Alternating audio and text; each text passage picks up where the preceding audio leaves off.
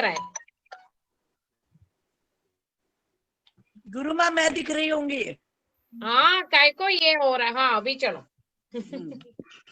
तो spiritual person का ये होता है कि हम प्रकृति की संतान है, तो प्रकृति भी हमारी परीक्षा लेती रहती है, और प्रकृति का मेन मीनिंग है, मकसद है कि हमें आध्यात्मिकली इवॉल्व करने में सहायता करना। अभी एक simple example day to day life का देती हूँ। आप वॉल में अगर किल लगा रहे हो, तो आपको कितना हैमरिंग करना पड़ता है कि किल अंदर तक जाए। तो ठीक इसी तरह ये जो लाइफ में प्रॉब्लम आती है ना, वो इट्स लाइक अ हैमरिंग, कि हम मोर एंड मोर इनवर्ड जाए और हमारा इनवर्ड कनेक्शन मजबूत हो, कि हमारा आउटवर्ड डिटेचमेंट होगा। जीवन में ऐसी ऐसी घटनाएं घटेगी, आप देखना, अगर आप आध्यात्मिक मार्ग पे आगे जा रहे हो, तो कभी कभी आपको महसूस होगा कि अपने ही लोग ज्यादा दिल तोड़ेंगे। ये क्यों हो रहा है? क्योंकि हम उनको इतना अपना मानते हैं, उनसे अटैच हो जाते हैं। तो कुदरत चाहती है कि ये सारा अटैचमेंट तेरा निकलना चाहिए, और एक प्रकृति की संतान, सब प्रकृति की संतान है, एक पूरा संसार तेरा परिवार है। उस भाव में जब तक हम आते नहीं, तब तक ये emotional up and down hammering चलती रहती है, और ये हर एक स्पिरिचुअल सीकर की लाइफ में होता है। तो जब ये हैमरिंग होती है, तो अक्सर इंसान अपना काम एंड कंपोज नेचर खो बैठता है। तो ये भी एक नेचुरल प्रोसेस है। तो आप देखना, जब ये हैमरिंग होती है, आपको जो दर्द होता है, पहले उसका ड्यूरेशन, जैसे अपनों से रिश्ता टूटने का ड्यूरेशन, उसका दुख का ड्यूरेशन कभी कभी 6 महीना, 12 महीना, 1.5 साल, 2 साल चलता है। फिर जैसे जैसे आप अध्यात्म में आगे बढ़ते जाते हो, अपने आप को ट्रेन करते हो, तो वो ड्यूरेशन कम होते होते कुछ महीनों में आ जाता है, फिर वो ड्यूरेशन कम होते होते कुछ दिनों में आता है, फिर कुछ घंटों में आता है, और फिर आप धीरे धीरे टोटली डिटेच हो जाते हो, कि भाई ये रिश्तेदारी तो लेन देन की भाजी है, और ये सब अप एंड डाउन लाइफ में चलते रहते हैं। फिर आप काम एंड कंपोज होके सिचुएशन को देखते रहते हो। तो जब तक साक्षी भाव आपके अंदर डेवलप नहीं होता, ये क्रियाएं चलती रहती है। अभी मैं एक बहुत अच्छा रियल एग्जांपल बताती हूँ। बेंजामिन फ्रैंकलिन बहुत फेमस हस्ती हो गए, सबको मालूम है उनके बारे में, शायद सुना भी होगा। तो उनके जीवन की घटना है, वो एक छोटे बच्चे थे, तभी वो, उनके माता पिता को 17 चिल्ड्रन थे, उसमें ये 10वीं संतान थे। तो वो जब 7 साल के थे, तो वो एक टॉय शॉप के आगे गए, वहां उनको एक सीटी बहुत अच्छी लगी, और इतनी वो क्यूट थी, तो उनका दिल उस सीटी पे आ गया। तो उन्होंने अपने खीसे में जितनी भी पॉकेट मनी थी, वो सारी शॉपकीपर को दे दी और सीटी खरीद ली। सीटी खरीदते हुए वो बजाते बजाते, नाचते नाचते वो घर आए, और अपने भाइयों बहनों को सबको दिखाया, देखो मैंने आज सीटी खरीदी। तो उसके भाई बहनों ने बोला कि एक छोटी सी सीटी के लिए तूने अपने सारे पॉइंट्स दे दिए, इतना सारा खर्चा तूने ये चीज के लिए ये किया, कि जो इतनी वैल्यूएबल नहीं है।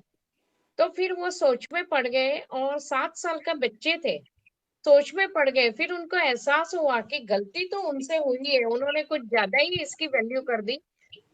तो फिर उस दिन से उन्होंने अपने आप नोटबुक बनाना शुरू किया।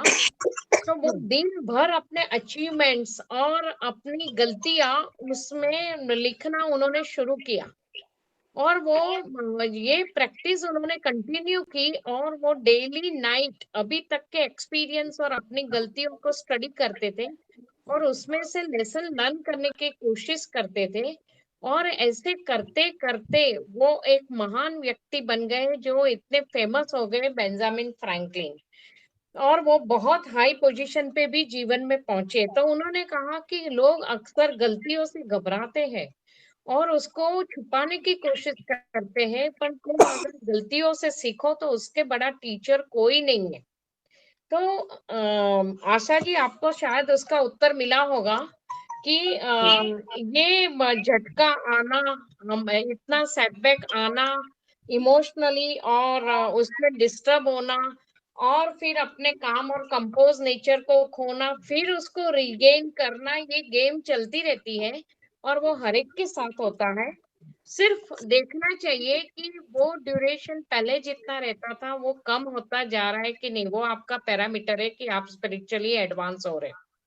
ठीक है, हाँ गुरु माँ, सही, convince. Good answer, thank you. Okay, अभी अनिल चांडक जी का प्रश्न है। आज प्रश्न बहुत सारे हैं, बहुत अच्छे प्रश्न भी हैं। Is tremendous scientific development। आप अनिल जी आप पूछोगे तो भी अच्छा है, सब लोग सुनेंगे आपकी मधुर आवाज। जी हाँ, मैं पूछूं? हाँ पूछिए। हाँ, मेरा ये कहना है कि जैसे जैसे विज्ञान तरक्की करता जा रहा है और वैज्ञानिक आविष्कार से जो आदमी का जीवन आसान होता जा रहा है, जीवन की कठिनाइयां कम होती जा रही है, लेकिन जिंदगी में संतोष और सुख का उसी प्रोपोर्शन में कमी आती जा रही है। तो क्या ये जो वैज्ञानिक आविष्कार हो रहे हैं उसके उसी के कारण हमारी सुख शांति खत्म हो रही है? क्योंकि पहले जब ये सब चीजें नहीं थी, न बिजली थी, न कोई बहुत ज्यादा सुविधाएं थी, सब लोग अपने इनके बिना काम चलाते थे, सुख थी, शांति थी, प्रेम था आपस में। अब सब कुछ है लेकिन ये चीजें खत्म हो रही है। तो क्या हम ये मान सकते हैं कि हमारी जो सुख शांति कम हो रही है वो बहुत सारी आविष्कारों और वैज्ञानिक जो सुविधाएं मिल रही है उसके कारण हो रही है? ये मेरा प्रश्न है। एक्चुअली बहुत अच्छा प्रश्न है। मैंने भी एक प्रश्न पुटअप किया था कल कि साइंस एंड स्पिरिचुअलिटी में क्या कनेक्शन है। तो मैं इसी संदर्भ में ये क्वेश्चन का उत्तर दूंगी कि साइंटिफिक अचीवमेंट जो हमें प्राप्त हुए, आज हम साइंटिफिक युग में जी रहे हैं। इतने हर फील्ड में साइंस ने हमारे जीवन को प्रभावित किया है। तो सबसे पहले साइंटिफिक जो अचीवमेंट हुए वो भी डिवाइन ग्रेस से हुए। जितने भी इन्वेंशंस हुए वो ऊपर वाले की कृपा से हुए। पर क्या हुआ है कि साइंटिफिक अचीवमेंट का यूज करना या उसको भोगना कोई बुरी बात नहीं है, पर गड़बड़ कहाँ हुई है जहाँ इंसान ने अपनी विवेक बुद्धि गंवा दी है। पहले के जमाने में जब इतनी इलेक्ट्रिसिटी नहीं थी, इतने इलेक्ट्रॉनिक गैजेट्स नहीं थे, तो लोग प्रकृति के साथ तालमेल साध के जीवन जीते थे। उनका दिन की शुरुआत ब्रह्म मुहूर्त से होती थी और शाम को 7 बजे अंधेरा होते ही ज्यादा करके उनके सारे दिनचर्या पूरी होके 8 बजे तो सोने निकल जाते थे।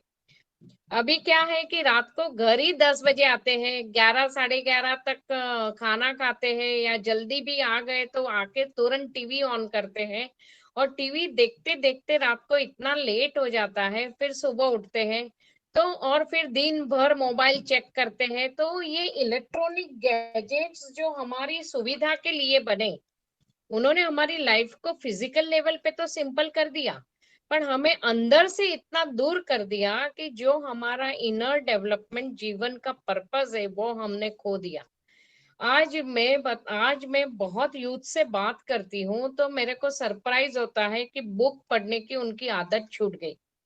बोलते ज्यादा करके हम ई बुक पढ़ते हैं, ई बुक में भी वो रेगुलर वो कंटिन्यूटी में नहीं रहेंगे, बीच में व्हाट्सएप मैसेजेस चेक करते रहेंगे, बीच में वो कुछ सोशल मीडिया पे कुछ अच्छी पोस्ट आई तो उसमें खो जाएंगे। तो वो खुद ही बताते हैं कि हमारी लिंक इतनी नहीं रहती जो पहले पूरे ध्यान से किताब पढ़ते थे।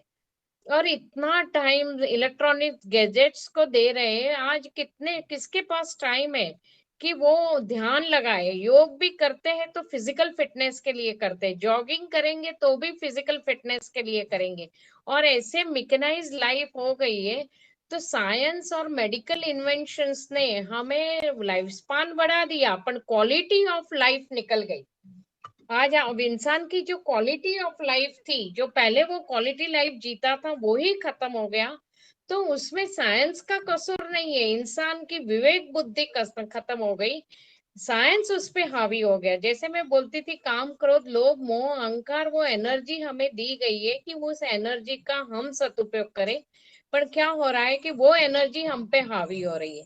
इसी तरह साइंस हम पे हावी हो गया, हमें साइंस को यूज करना था, उसके बजाय साइंस हमें यूज कर रहा है।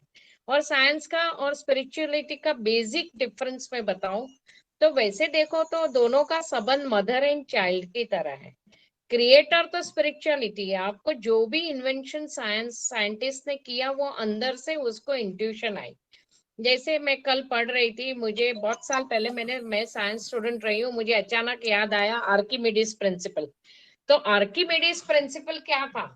तो जो बहुत फेमस एग्जांपल है कि वो साइंटिस्ट आर्किमिडीज के नाम पे वो बना, और वो जो ग्रीक साइंटिस्ट थे, और उनको एक कार्य दिया गया था कि राजा ने, उनके राज्य के राजा ने गोल्ड स्मिथ को गोल्ड दिया था कि मेरा क्राउन बनाओ। फिर क्राउन बन के आया तो काफी लोगों ने डाउट किया कि ये क्राउन में प्योर गोल्ड यूज नहीं किया है। तो राजा ने ये कार्य आर्किमिडीज को दिया कि आप प्रूव करो कि इसमें प्योर गोल्ड है कि नहीं है। तो आर्किमिडीज प्रूव नहीं कर पा रहे थे, तो अचानक क्या हुआ, वो उसी में खोए रहते थे कि मैं इसका जवाब कैसे ढूंढूं, जवाब कैसे ढूंढूं। मैं हमेशा कहती हूँ कोई भी कार्य में आप डीपली एब्सॉर्ब हो जाओ तो वो कार्य आपका वर्क मेडिटेशन हो जाता है।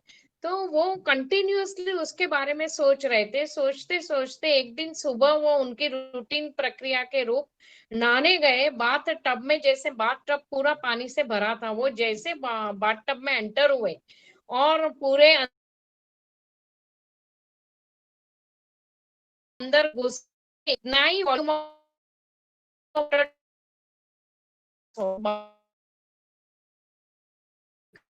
इतना घटी और उनको सडनली आंसर मिल गया। ये एक सिंपल घटना थी जो हमें के साथ है, जो बात में कर रहे हैं, बात भरा है यहाँ।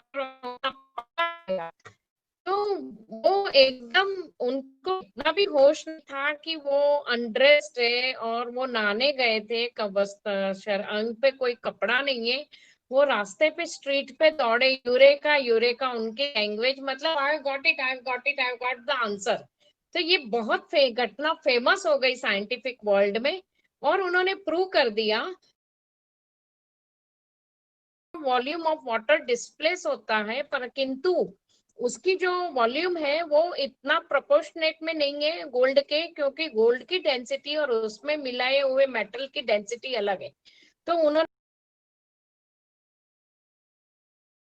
पूरा गोल्ड से, तो उनको आंसर मिल गया। अभी वो सोचते रहे, नहाने के दौरान उनको आंसर मिला। आंसर कहाँ से आया? कोई किताब से नहीं आया, आंसर उनको अंदर से मिला। अंदर कहाँ? अंदर क्या है? स्पिरिट है, आत्मा ने उनको जवाब दिया।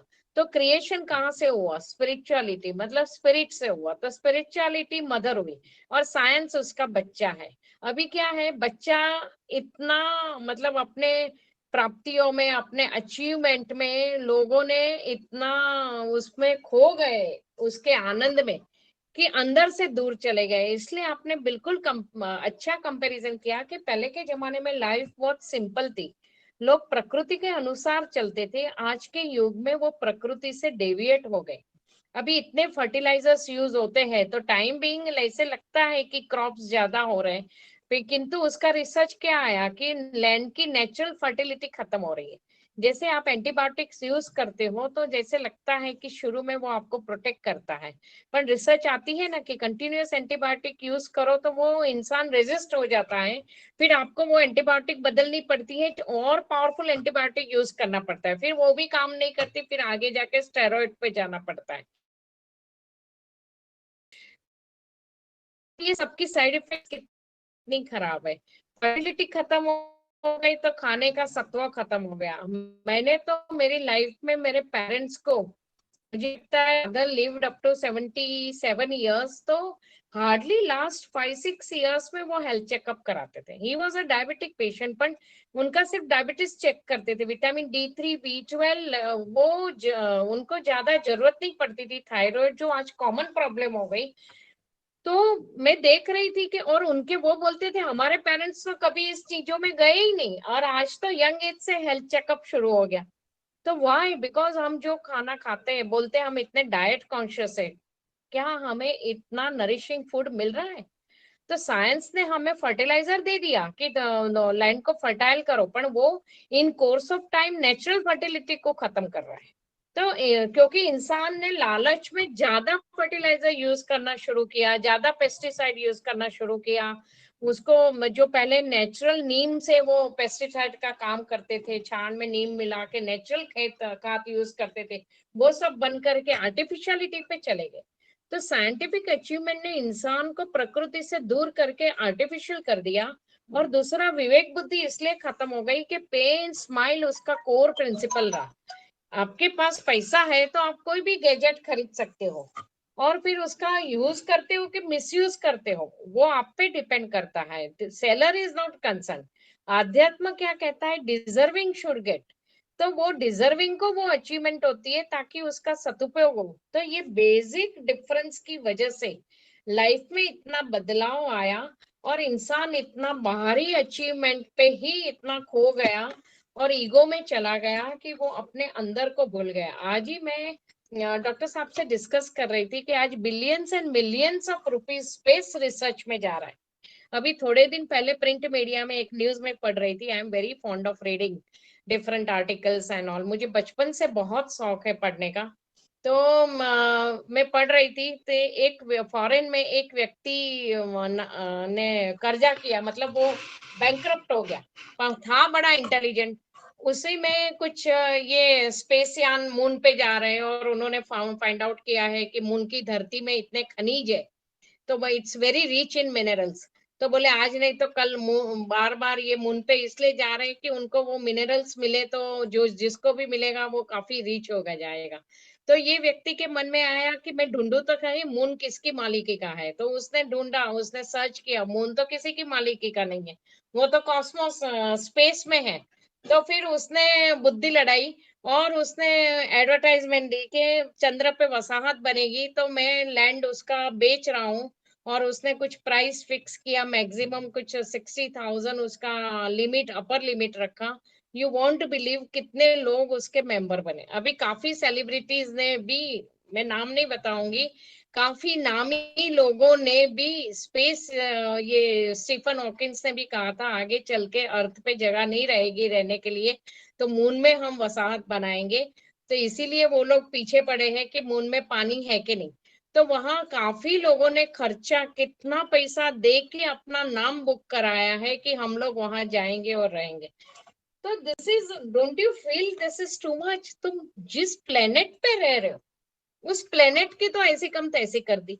इतनी कार्बन एमिशन से, ग्रीन हाउस इफेक्ट से पर्यावरण की इतनी हालत खराब कर दी, ओजोन वायु, ओजोन लेयर को डिस्टर्ब कर दिया। आज अपने ही कंट्री में दिल्ली रहने लायक नहीं रहा। ये 3 महीना विंटर का सांस लेने में तकलीफ हो रही है।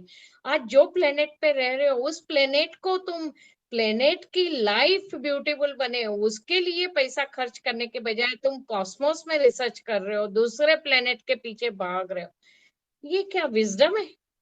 मतलब तुम फैंटेसी वर्ल्ड में जी रहे हो और फैंटेसी वर्ल्ड में ही मरना चाहते हो। तो तुम्हारा सेल्फ डेवलपमेंट किधर हुआ? ये तो प्रैक्टिकल अप्रोच है कि तुम पहले, चैरिटी बिगिंस एट होम। तुम जिस प्लेनेट पे रह रहे हो उस प्लेनेट को तो सही करो, और वहां तुम ह्यूमैनिटी के पे खर्चा करो। इसलिए मैंने आज पहला प्रश्न रखा था कि why there is so much poverty and suffering.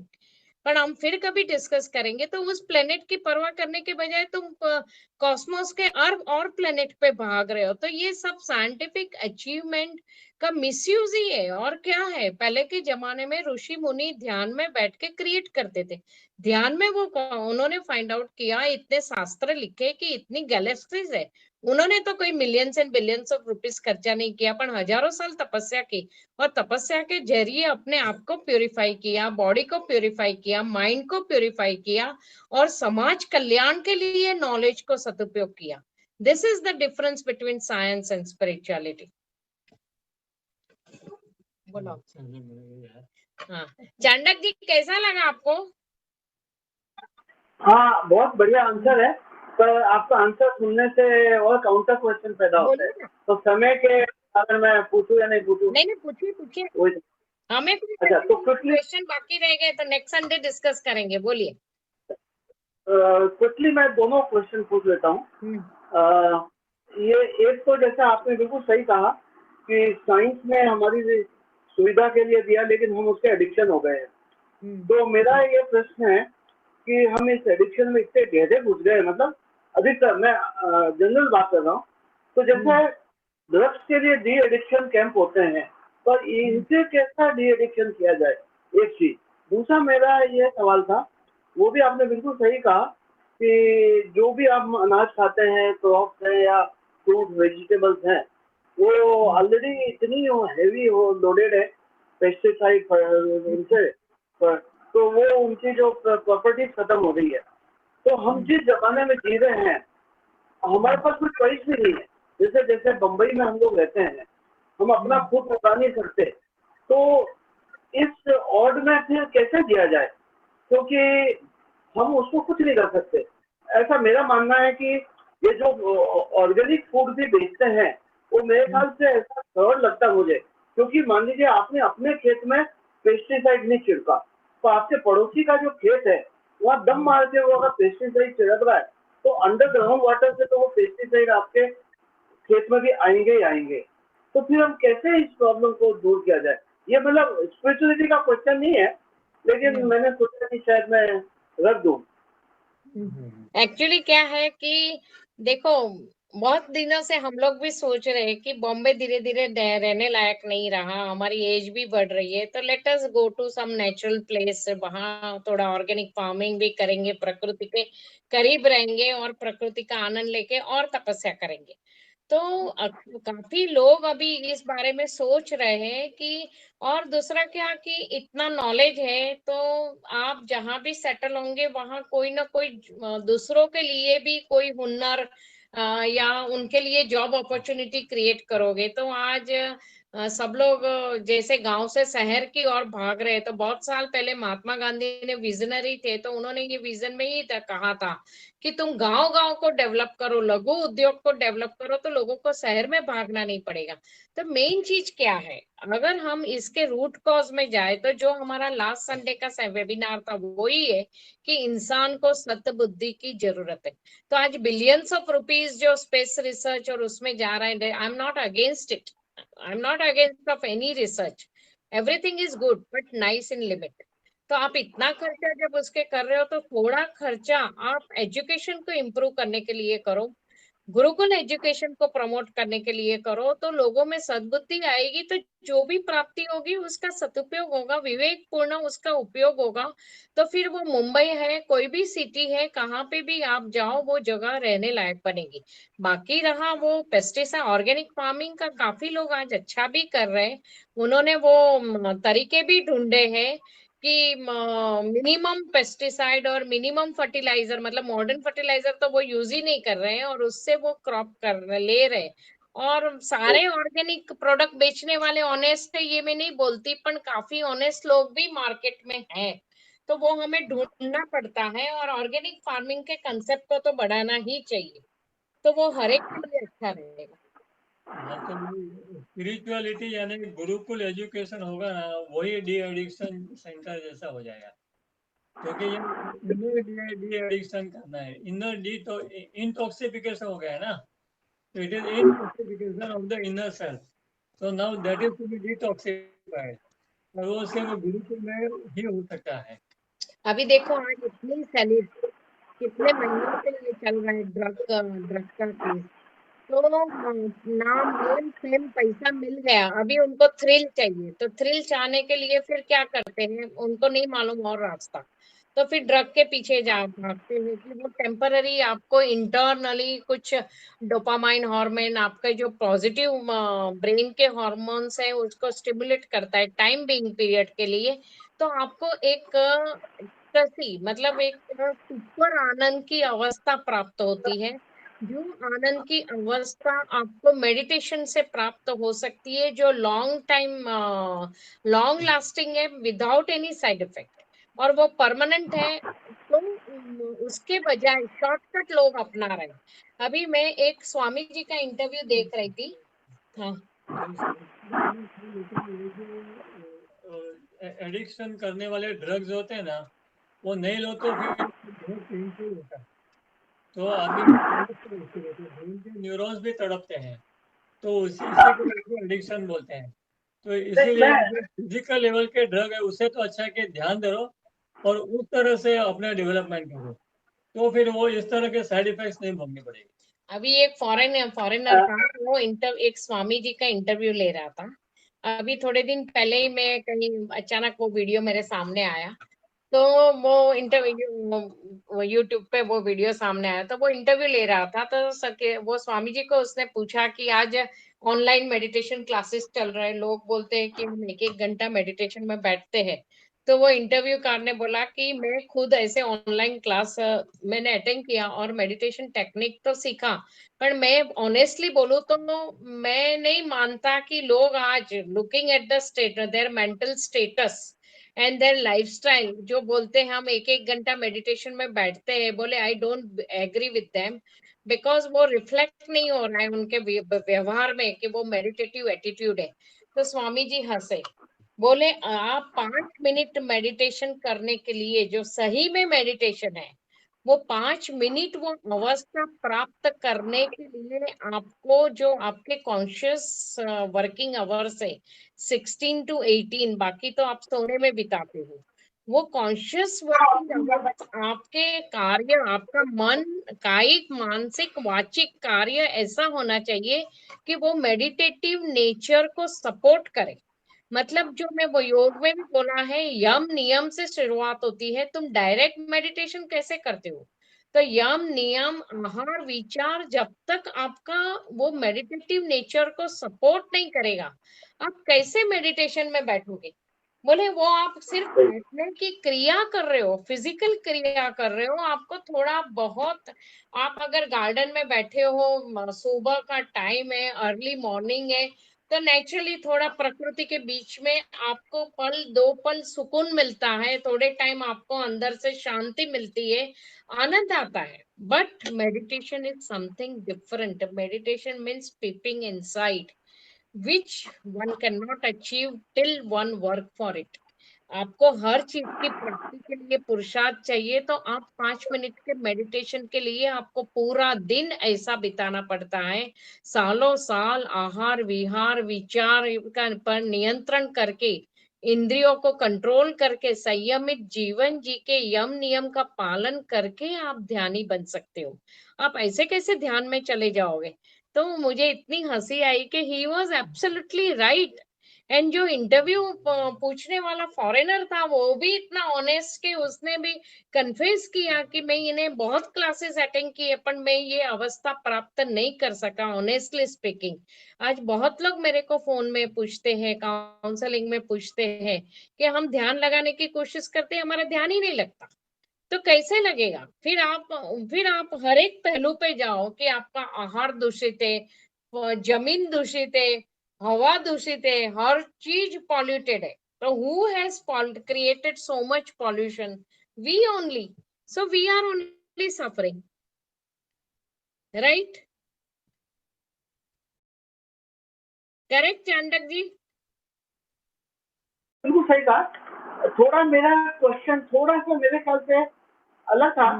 जैसे जो गैजेट का एडिक्शन है, मोबाइल का, टीवी का, तो मेरा ये भी मानना था कि जैसे ड्रग्स के डी एडिक्शन कैंप होते हैं, इसका तो कहीं डी एडिक्शन कैंप नहीं होता। हम अपने आप को कैसे तैयार करें, स्पेशली बच्चों का जो एडिक्शन है, तो माँ बाप भी नहीं छुड़ा पा रहे हैं। तो उसके लिए फिर उसकी वो आप बिल्कुल सही बोल रहे हो। बहुत साल पहले 2002 में मैंने गुरुजी के आश्रम जो लोनावाला के पास है, गुरुगांव, वहां पे मैंने एक सेमिनार किया था, एजुकेशनल सेमिनार। तो उस टाइम पे चीफ गेस्ट थे पुणे यूनिवर्सिटी के वाइस चांसलर डॉक्टर अशोक कोलस्कर। वो 50% अमेरिका रहते थे, 50% इंडिया में रहते थे। तो वो उस दिन वो चीफ गेस्ट थे, वो आए और पूरा घूम के उन्होंने प्रीमाइसेस देखा, और फिर आधा एक घंटा वो रुके, उसके बाद उनका स्पीच था। तो स्पीच का पहला सेंटेंस था कि I really thank Guruji who is the founder of the आश्रम, क्योंकि उस जमाने में वहां पे कोई इंटरनेट सिग्नल नहीं था, मोबाइल नेटवर्क काम नहीं करते थे, मोमेंट यू एंटर देयर आपका मोबाइल बंद हो जाता था। तो useless था। तो बोले कि इतनी पायस जगह पे गुरुकुल बनाया, ऐसे ही जगह होनी चाहिए। तो ये जो हमें इतनी गैजेट्स की आदत हो गई, वो हमारी आदत छूट जाएगी। तो आपका यही उत्तर है कि स्वयं भी ऐसी जगह पे जाओ कि या तो आजकल आध्यात्मिक जो सेमिनार्स कॉन्फ्रेंस होते हैं, बहुत आश्रमों में नियम है कि विपस्या में भी आई थिंक करने जाओ तो पहला नियम है कि मोबाइल बाजू पे कर दो, या तो मोबाइल लेके आना ही नहीं है। तो आपको स्वयं घर में रह के भी, जैसे बोलते थे महात्मा गांधी इतने एक्टिव थे, पॉलिटिकल लाइफ में भी इतने एक्टिव थे, वर्धा आश्रम में रहते थे, पूरे वर्ल्ड भर के डेलीगेट उनको मिलने आते थे, फिर भी वो हर मंडे मौन रखते थे। हफ्ते में एक दिन मौन रख, वो अपने पे है कि मैं हफ्ते में एक दिन मोबाइल यूज नहीं करूंगा, या तो हर रोज 2 घंटा मोबाइल यूज नहीं करूंगा, या तो मेरा मोबाइल यूज मिनिमम हो जाएगा, only for I will receive incoming call and emergency में आउट गोइंग करूंगा। ये स्वयं को डिसिप्लिन करने की आदत है। हम स्वयं को कितना डिसिप्लिन करते हैं वो हम शहर में रह के भी अपने आप को डिटेच कर सकते हैं। उसकी प्रैक्टिस के लिए थोड़ा टाइम टू टाइम हमें ऐसे आश्रमों में, ऐसे रिमोट जगह पे जाना चाहिए जहाँ गैजेट काम ही ना करे। तो नेचुरली धीरे धीरे हमें उसकी आदत छूटती जाएगी। अभी मेरा डॉक्टर साहब का तो मोबाइल ज्यादा करके टेबल पे पड़ा रहता है, हम लोग उसको इनकमिंग और कभी कभी आउटगोइंग में भी ज्यादा करके हम ऐसे ही फोन पे बात करते हैं जहाँ स्पिरिचुअल डिस्कशन ज्यादा हो। क्योंकि अभी हमने अपना वर्ल्डली रिलेशंस वगैरह इतने लिमिटेड हो गए हैं कि हम रिलेटिव्स को भी मालूम है इनका इंटरेस्ट क्या है, तो इनके साथ बात करने के लिए बोले ऐसा ही टॉपिक कुछ लेना पड़ेगा तो हम बात कर पाएंगे। तो धीरे धीरे स्वयं को डिसिप्लिन किया तो बाहर उसका पॉजिटिव इफेक्ट आएगा ही आएगा। तो ये गैजेट की आदत छुड़ाना भी हमारा डिसिप्लिन है, वो भी हमारी तपस्या है। बना लेंगे वो वेरी गुड। हाँ, जैसे मैंने परफेक्ट। स्टीव जॉब्स का पढ़ा था, जिसने एप्पल का सीईओ था, जिसने ये आईफोन बनाया। आपको मालूम है उसने खुद ही इंटरव्यू में बोला था कि मैं मेरे बच्चों को आईफोन नहीं दे रहा हूँ, मैं उनको आउटडोर गेम्स के लिए ज्यादा मोटिवेट कर रहा हूँ, क्योंकि बच्चों को अभी से मुझे इलेक्ट्रॉनिक गैजेट्स की आदत नहीं डालनी है। ये उसने स्वयं इंटरव्यू में बताया था। वो खुद उस कंपनी का सीईओ है, पर अपने बच्चों को वो गैजेट नहीं दे रहा है, वो आदत नहीं डाल रहा है। आज तक मैंने ब्लूटूथ यूज नहीं किया कि मेरे को कम से कम यूज मोबाइल का करना है। इच तो मैंने कहा साइंटिफिक अचीवमेंट आपके सदुपयोग और सहयोग के लिए है, आप उसके एडिक्ट मत बन जाओ।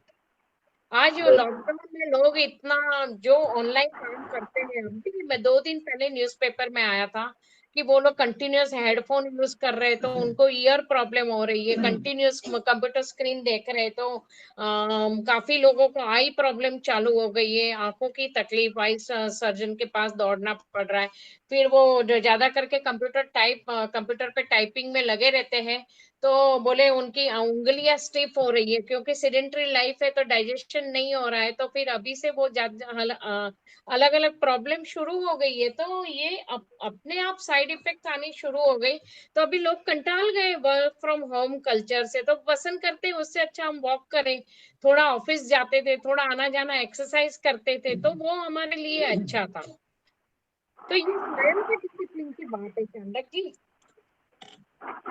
बाकी हम युग को नहीं बदल सकते, हम अपने आप को तो बदलने की कोशिश जरूर करनी चाहिए। हर माँ बाप को और हर बच्चों को भी अपने आप के ऊपर डिसिप्लिन लादना पड़ेगा और अपने आप को कंस्ट्रक्टिव एक्टिविटी में व्यस्त करना पड़ेगा।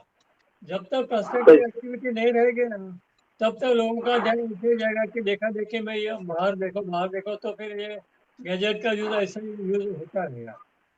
अभी देखो बच्चों को आप जो माँ बाप है, बच्चों को अगर आप आदत डालना चाहते हो तो उनको आउटडोर गेम्स के लिए थोड़ा मोटिवेट करो, साथ साथ में उनकी कंपटीशन रखो, उनके साथ आप गार्डन में घूमने जाओ, उनको आदत डालो।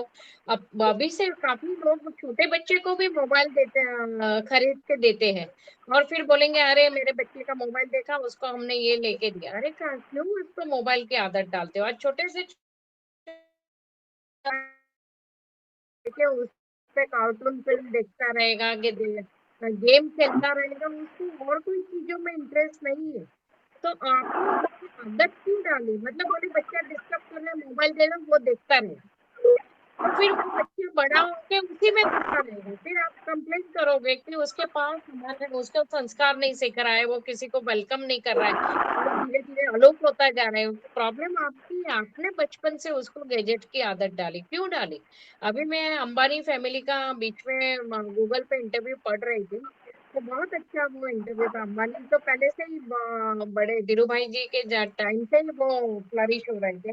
तो बोले ये अनंत और ये उनके बच्चे स्कूल में पढ़ते थे, तो नीता अंबानी जी ने कहा कि मैं बच्चों को 10 रुपया देती थी पॉकेट मनी में। तो बोले एक बार वो अनंत दौड़ता हुआ आया, बोले मैं और मुकेश भाई बैठे थे, तो वो दौड़ता हुआ आया और बोला कि मेरे तो स्कूल आज मेरे को डबल पैसे की पॉकेट मनी, क्योंकि मेरे फ्रेंड्स चिढ़ा रहे कि तू अंबानी है कि भिखारी है, तेरे पास पैसा ही नहीं रहता। तो बोले हमें खूब हंसी आई थी, हम खा के मार के आते थे। तो बच्चों को डिसिप्लिन करना वो भी माँ बाप की फर्ज है। ये नहीं कि आपके पास वेल्थ है तुम बस ऐसे ही बच्चों को आदत डाल दो। Yes, sir, very good and highly motivating. चलिए आगे